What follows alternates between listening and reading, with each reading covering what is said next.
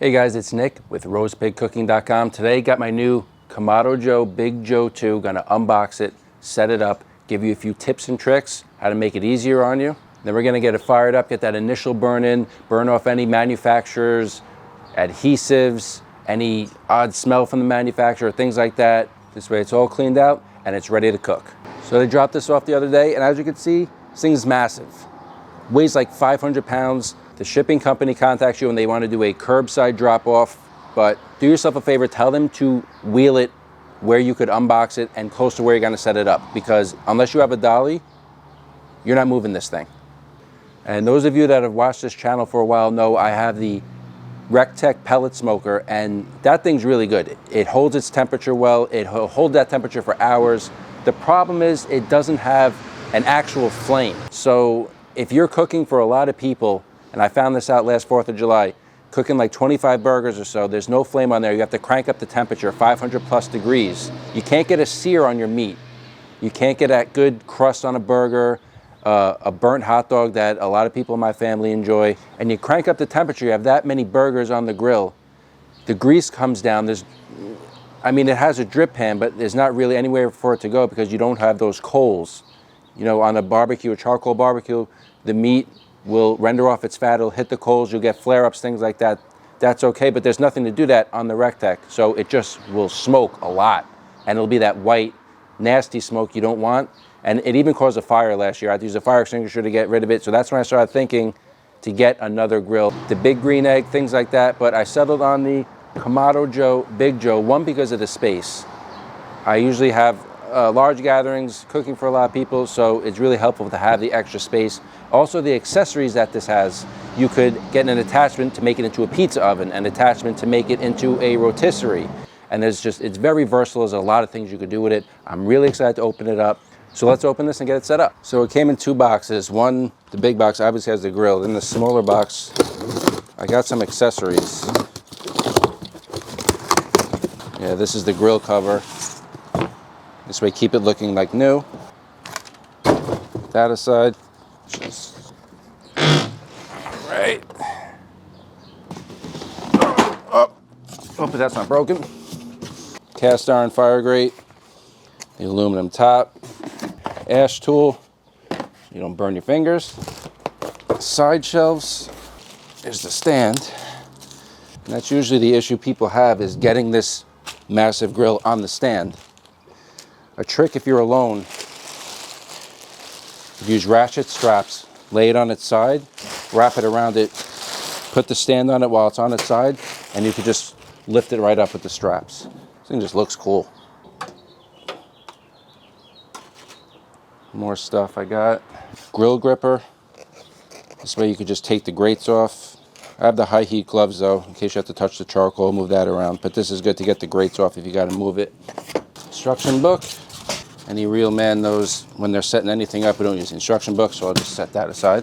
More styrofoam. Oh, here's the heat deflectors.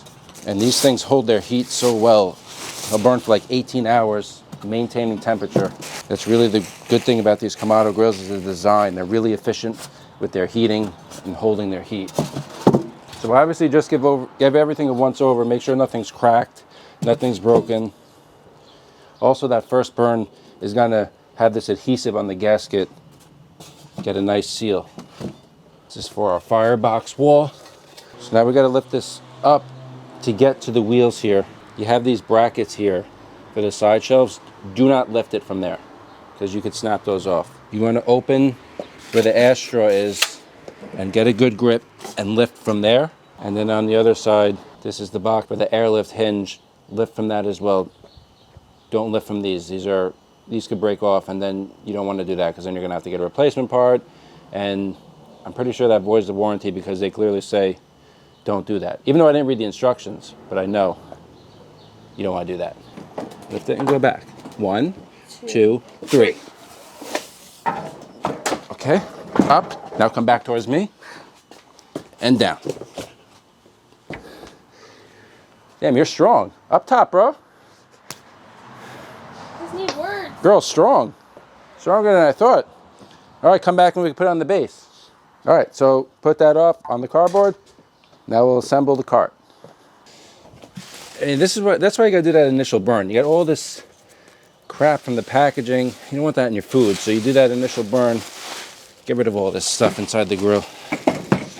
All right, so I'll bring this cart over here, and the grill's gonna go over there next to the smoker. So I'll put together the cart here, then I'll bring it over there and we'll put it on the cart over there. Grab the top, which is what the grill will sit on. These front wheels lock, leave them in the front. So make sure the Kamado Joe is facing those locking wheels. So it's good as wheels. If you want to move it, you don't have to leave it in one spot in your yard. Take the wheel locks off, you can move it around. All right, so I put the cart where the grill is going to go. And it's obviously a decent distance from where the grill is to where the cart is. And we were able to lift it, but I mean, work smarter, not harder. We don't want to carry it all the way over there. So just grab a cart, wheel it over, then we'll lift it up and put it on.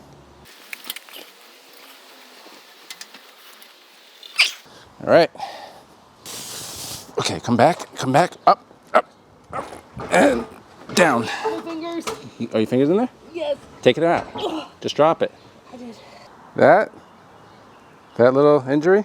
My finger's helping. All right, get a Band-Aid. You'll survive. There's a lot of room in here. You can fit anything. Whoa! Whoa! So, Kamado Joe's in place. Got all the stuff that we could put inside. Finished setting it up. One thing I forgot to mention you want to do is take the thermometer off and just make sure it's calibrated. Boil some water, put it in, make sure it's reading 100 degrees Celsius, 212 Fahrenheit, just to make sure the temperature gauge is calibrated. So they give you a packet of tools and everything just to make sure everything is snug. So just go over each nut and bolt. Next, pop on the side shelves. These just slide right on.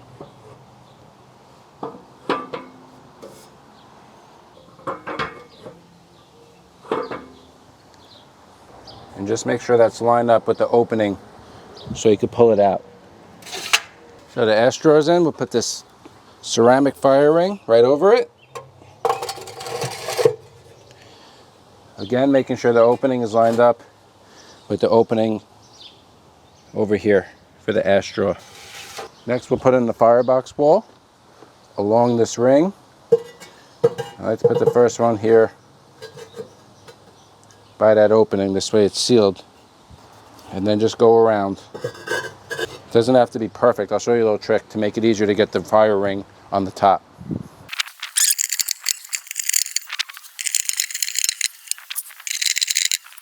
So they have to come out a little bit in order to set this ring on top. And you could just jimmy each one to try and get it on, but I'll show you a little trick. Just take a roll of toilet paper, bunch that up, let it sit behind it. It'll push it out a little bit. This way we can get the ring on. Just do that for each piece here. So once you have them all lined up, the toilet paper is behind them so they're sticking out a bit. You could put on the fire ring right on top. Just make sure that fits snug like so. And then when you have a fire, they'll just burn off and they'll stay in place. These things are just flying all over my yard, getting everywhere. It's driving me nuts. So once that's done, you could put on your charcoal tray and drop in the divide and conquer racks here with 2 different levels if you need to put anything on there. Or heat deflectors. The accessory ring for any of the accessories you want to get. This is what you use to get them on. And then the cooking grates. Make sure they go on north-south so they lock in and they won't move on you. This way if you're moving the food around, if you have them the other way, they could fall off. See? All that's left, close the lid. Just put on the top vent. All right, we'll get some charcoal and fire it up. You don't need a ton of charcoal for this initial burn. We just want to get the temperature up to about 375, 400. Once it hits those temperatures, let it go a couple of hours. Then we'll start to close the vents, bring the temperature down. So it didn't take too long. We're already at 400 degrees. I got the top all the way open and the bottom all the way open. There's more airflow, is more heat. So at this point, close that. I'll bring this down at the second line. I'll close the bottom to about a finger's length open. And I'll just let this stay hot. Temperature will come down, then eventually I'll just completely close the vents and just let it cool down overnight. You know it's hot if you can't touch the dome, you know the heat's good. So after this cools down, this will be ready to use. Cook whatever we want. Make sure you're subscribed so you don't miss any videos of what we're gonna start cooking on this Kamado Joe.